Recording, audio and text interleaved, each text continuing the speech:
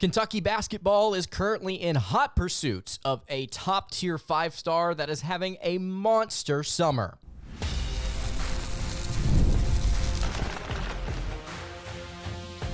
You are Locked On Kentucky, your daily podcast on the Kentucky Wildcats, part of the Locked On Podcast Network, your team every day. All right, what's going on, Big Blue Nation? Welcome on into Locked On Kentucky, your daily Kentucky Wildcats podcast. I'm your host, Lance Dawe, and on today's episode of Locked On Kentucky, we are going to be taking a look at two different big-time recruits the Kentucky Wildcats are in hot pursuit of, one of them having a monster summer thus far on various circuits. Also on today's episode, going to dive into a bold prediction from a Locked On Kentucky listener about Kentucky's rotation.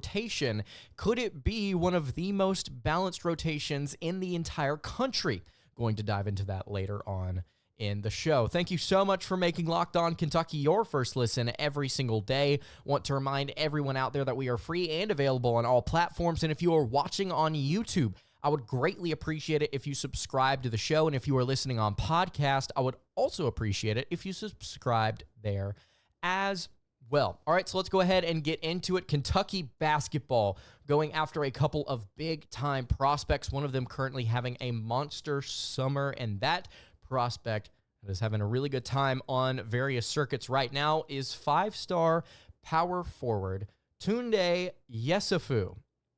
Tounde is, I think, we'll just say this off the bat here, an undersized power forward at 6'5". In fact, I would feel very comfortable playing him at small forward. If you go and look at what some NBA scouts have said about his draft profile, they have him listed at the 3 instead of the 4.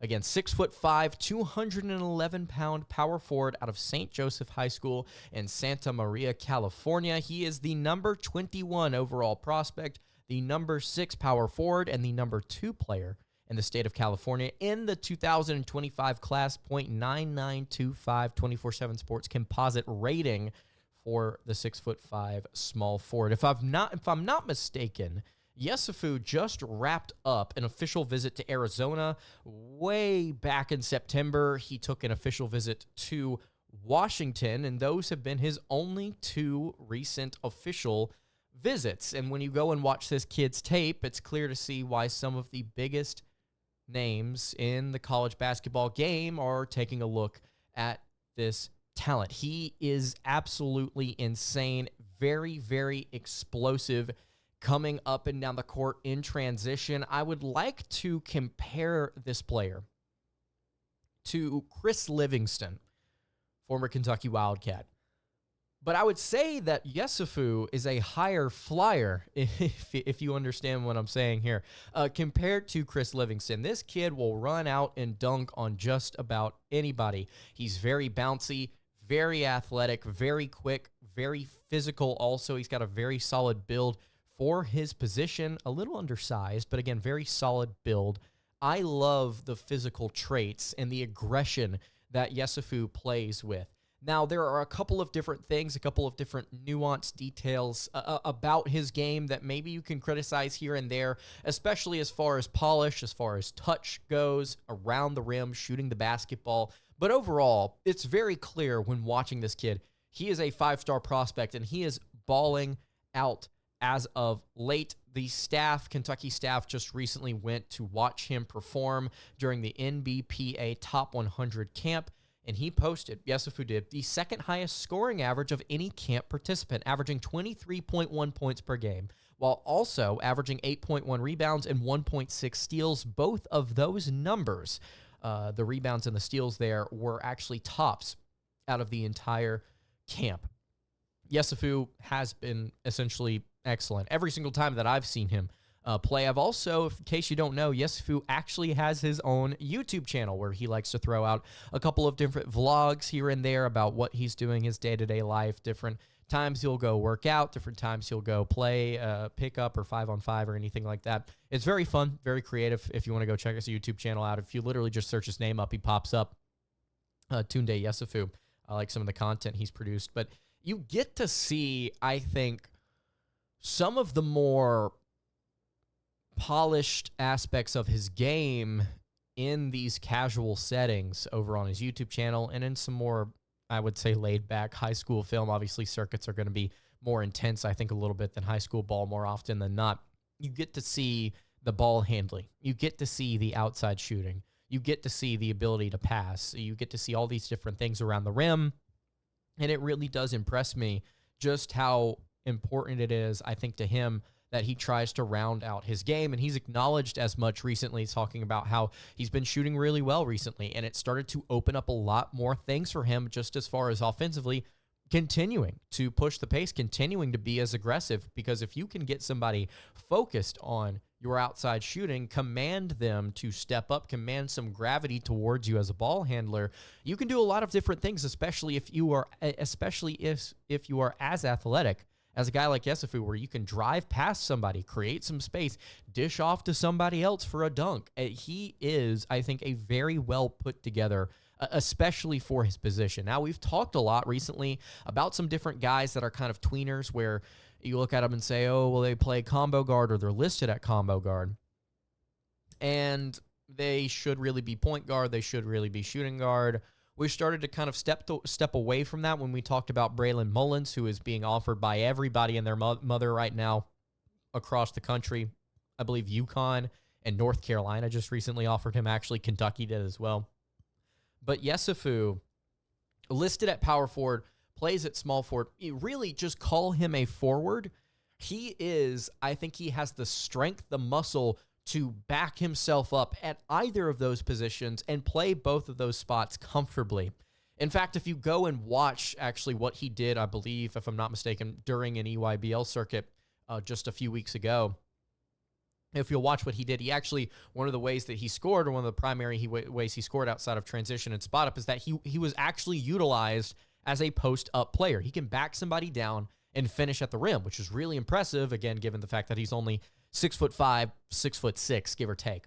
This is somebody that I can see working really, really well in a Mark Pope system, especially if you want to utilize him as not a primary ball handler, but somebody that's utilized on a lot of different possessions. And what I mean by that is they're either taking a shot, they're either assisting, getting somebody open for a shot, they're creating different opportunities for other players, even if they aren't the one to assist, by being aggressive on offense, doing different things that maybe you wouldn't get to see typically out of a I guess, more wiry, more one-dimensional wing. I love this prospect. I think he looks incredible. I think he is very polished. If we're going to get into the negatives, the only thing that I can really say about this kid is that his shooting form, while it is coming along, and it is not bad by any means, he tends to sometimes leave some shots flat, which is okay, I guess, at times. And this is something I think On3 actually pointed out the same thing. Sometimes his base is a little inconsistent. Sometimes his shot is a little flat, but he can shoot. I mean, he can knock down the outside shot. At how high of a clip, I'm not sure. Does more volume lead to less efficiency here? I'm not sure, but I like him as somebody that would fit in at Kentucky.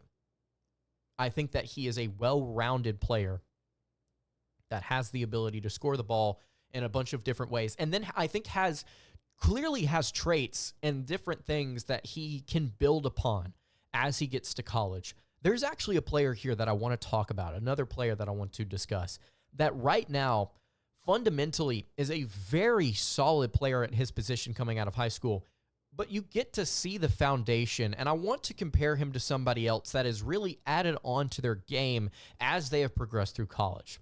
Before we dive into that, I do want to tell you guys about our friends over at FanDuel.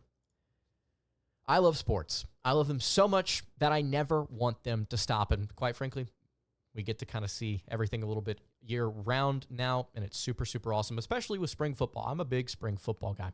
But as the playoffs wind down here, the NBA playoffs, the NHL playoffs, we get fewer games here in the summer. And the sports, they aren't really sporting like I want them to. But with FanDuel, I can keep up and get the sports going wherever and whenever I want. All I have to do is open the app and let Dream Bets pop up anytime I'm in the mood. And this summer, FanDuel is hooking up all customers with a boost or a bonus daily. That's right, there's something for everyone, every day, all summer long. So head over to FanDuel.com and start making the most out of your summer. That is FanDuel, an official sports betting partner of Major League Baseball. All right, continuing along here on the Tuesday edition of Locked On Kentucky. Lance Dawe hanging out here with you. Again, I appreciate you guys checking out the show today. If you have not subscribed to either the YouTube channel or the podcast feed, I would greatly appreciate it if you went ahead and did so. And if you have any questions or any bold predictions for the show, we're going to get into one later on here in the episode. You can leave those in the YouTube comments below at Locked On UK on Twitter, so where you can also drop some suggestions. Okay. We've talked about Tounde Yessoufou, an excellent 5-star wing that is getting a ton of attention, a ton of love across the country.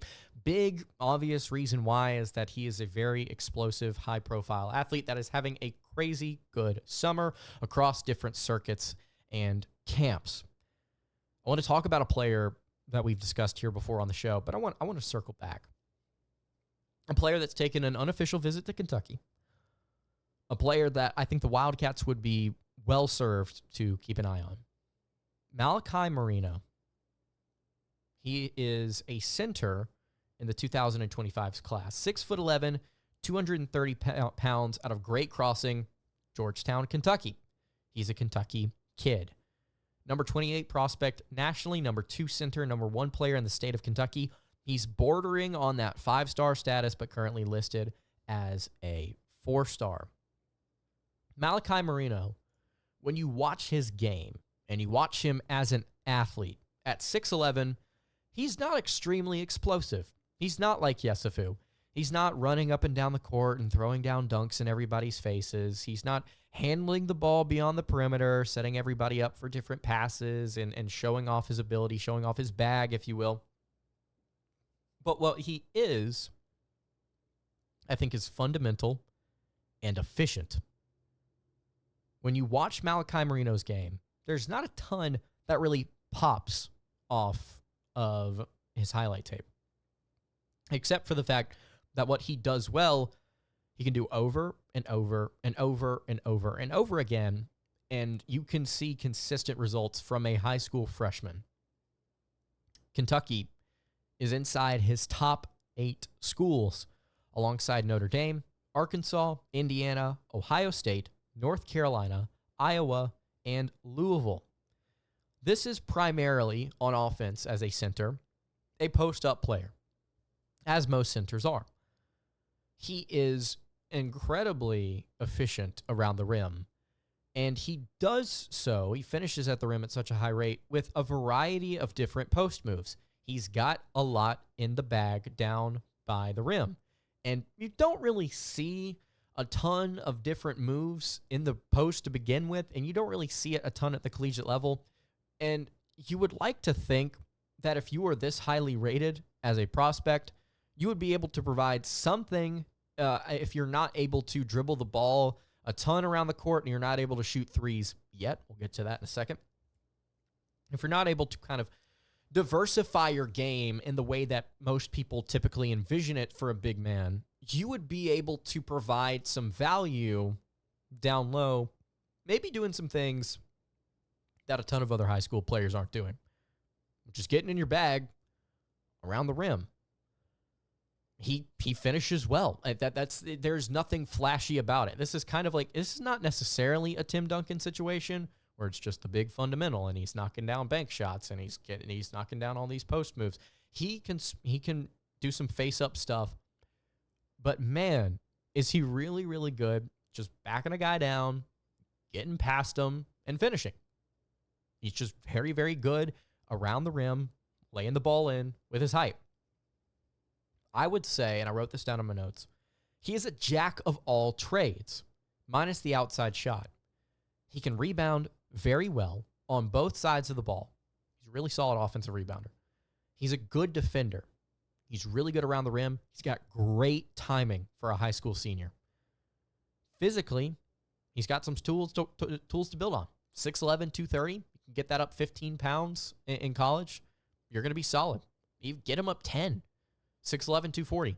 It's going to be really good for his size. He's a great cutter. He's a really good player off ball, not just with the ball in his hands in the paint, but he's a really good cutter. Go and watch his EYBL stuff. You'll see he primarily scored as a cutter off ball. And then, like On3 says, he's got a lot that translates to the college game, but he has room to improve, right?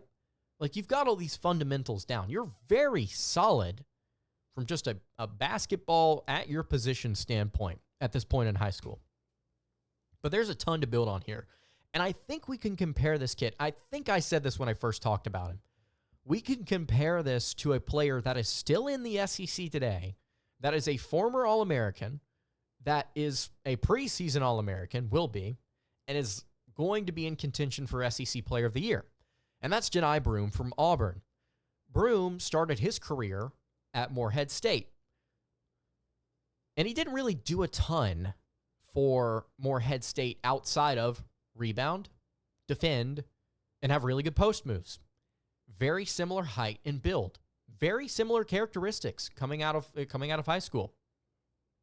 And then when he got to Auburn, he bulked up a little bit, and they started to teach Broome how to diversify his game to kind of maybe have some confidence to take some outside shots. And Broome, a season ago, if I'm not mistaken, I can pull this up here for you guys real quick, he was one of Auburn's better three-point shooters because of just how bad their backcourt was at shooting the three ball. Johni Broome had to step in and be solid at times. He shot 35.4% from three on 79 attempts. In his first 2 seasons in college at Morehead State, he had 5 3-point attempts. He went 0 of 5. His third season in college, first season at Auburn, 9 of 31, 29%. He ended up shooting 41.5% in conference play a season ago. And then look at the other things about his game. Let's take a look at assist rate. Freshman season in college, 7.1% assist rate. Sophomore, 11.5. Junior, 11.9. Senior season, 18.9%. Had an extremely low turnover rate. Had a 9.3% block percentage, which was almost top 25 nationally, and 9.9 in conference play, which was second in the country. He could get to the foul line. He was one of the best players in conference play and getting to the charity stripe. His true shooting percentage was one of the better ones in the country. He had a top 35 defensive rebound rate. He had a top 115 offensive rebound rate. He could do a little bit of everything, right? And he's fundamental. He has expanded his game now as he enters his 5th season of college basketball. But he started out kind of narrow, but really good at specific things. That's why Auburn ended up picking him up during his sophomore year at Morehead State, is because of just how good he was as a rebounder and as a post player. It reminds me of this guy right here, Malachi Moreno.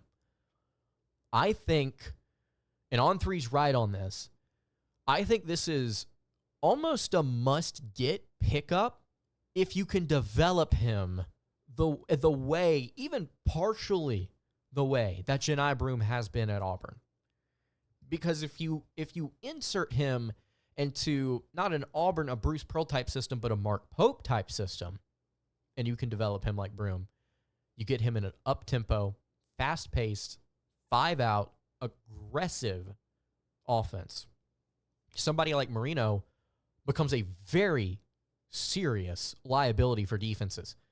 Because if he's this good as a cutter now, just wait 2 or 3 years down the line in college when he's playing up-tempo and you're having to run up and down the court. You have to check on these 3 or 4 perimeter shooters that are spaced out in transition. And, oh, there's a 6'11", 245-pound big man rumbling down in the paint that's either going to clean up the miss if somebody wants to take an outside shot, or he's going to be the recipient of a dunk, of a pass for a dunk. This is not a flashy, but a very important prospect for the Kentucky Wildcats to continue to take a look at. I like his game. I see where he could be going. Let's keep an eye on it. All right, to wrap up the show, I want to talk here for a little bit about a bold prediction from one of you guys, about Kentucky basketball's rotation, and about their minutes per game. It's going to be very interesting to see how Kentucky balances everything. with just how many players they're going to have, with how many mouths they're going to have to feed. Before we get into that, though, I do want to tell you guys about our friends over at eBay. Passion, drive, and patience. The formula for winning championships is also what keeps your ride or die alive. And eBay Motors has everything you need to maintain your vehicle and level it up to peak performance. From superchargers, roof racks, exhaust kits, LED headlights, and more, whether you are into speed, power, or style, eBay Motors has got you covered. And with over 122 million parts for your number one ride or die, you will always find exactly what you're looking for.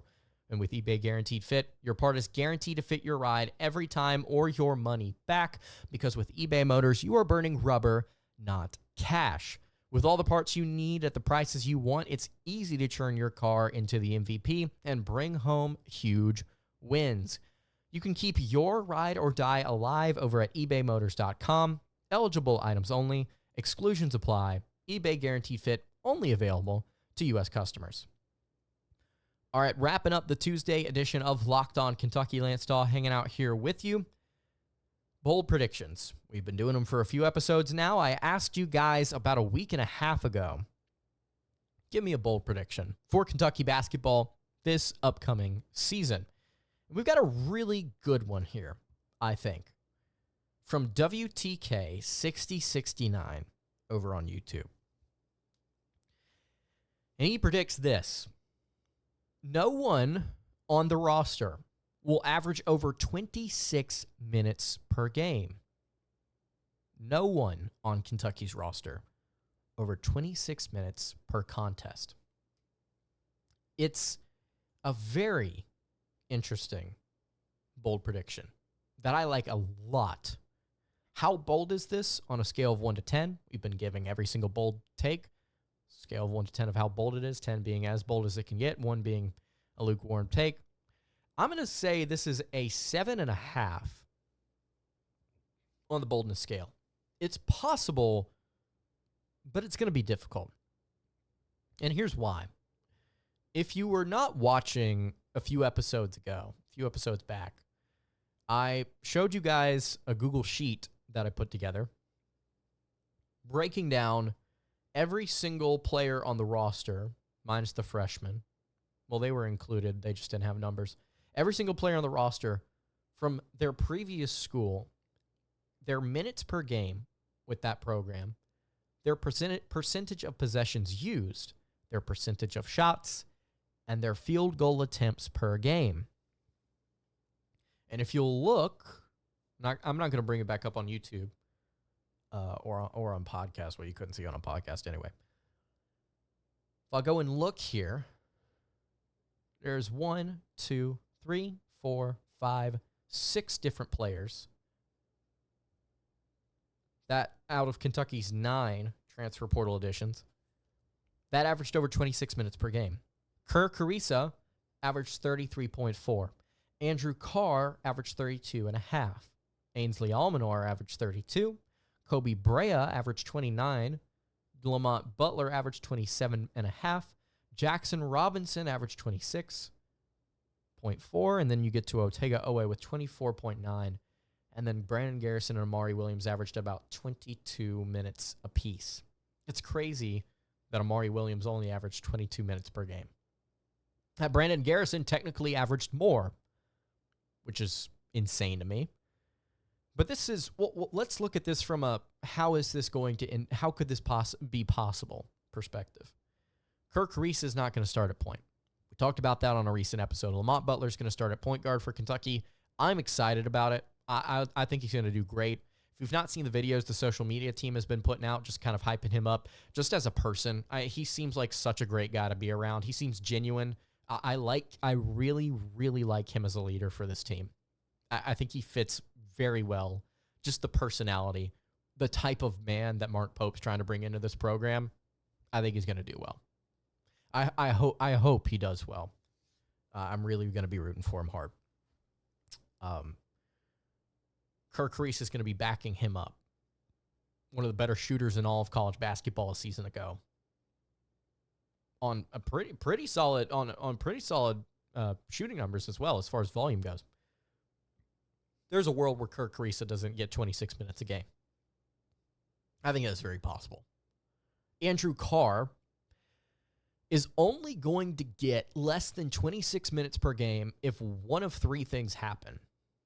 If Ainsley Almanor is more of a factor than we currently think he is at power forward. If Andrew Carr ends up being somebody that Kentucky utilizes more than we expect at center at times. Or if he gets hurt. Those are the three things that could happen that could knock Andrew Carr's minutes down. But even if two of those things happen, even if, let's just say Ainsley Almanor becomes more of a factor and Kentucky wants to exclusively play Carr at power forward, or almost exclusively, I still think he's going to get some run heading into a senior season as somebody that can shoot, take that outside shot, and make it. It's going to be very important to have that stretch four in your offense if you're Mark Pope. I think it's going to be. So I think he's going to be out there. Or if he's like really bad with foul trouble, I mean that could be a factor here too, but I don't see that happening either. Ainsley Almanor could also be under 26 minutes per game. Actually, it's probably reasonable to say that he's going to be because of just how good Andrew Carr, I think, is going to end up being for Kentucky, or how valuable he's going to end up being. Kobe Brea averaged 29 last year. Look, if Kentucky wants to play Travis Perry, Jackson Robinson, Colin Chandler, if Chandler ends up being good, Brea could average 26 or less. Now, that's going to be tough because of just how good of a shooter he is. And I really do hope, I hope with Kobe Brea, I almost said Kellen Grady. I really do hope with Kobe Brea that we don't end up in a Kellen Grady situation where either he gets hurt, hopefully he doesn't, knock on wood, or he's not taking a ton of shots. He's not taking as many shots as the coaching staff wants him to, which in this offense, I almost think is going to be like you're committing a crime if you don't want to take outside shots, if you're not aggressive with it. I think Kentucky is going to encourage that. Brea could finish under 26 minutes. Butler, if he truly does split time with Kirk Carissa at point, if he starts, he's a leader, he's an emotional leader on this team, but he ends up kind of splitting minutes, there's a world where he ends up being less than 26 a game. There's a possibility. Jackson Robinson is dead at 26. Will he do the same for Kentucky this year if he's not coming off the bench? I don't know.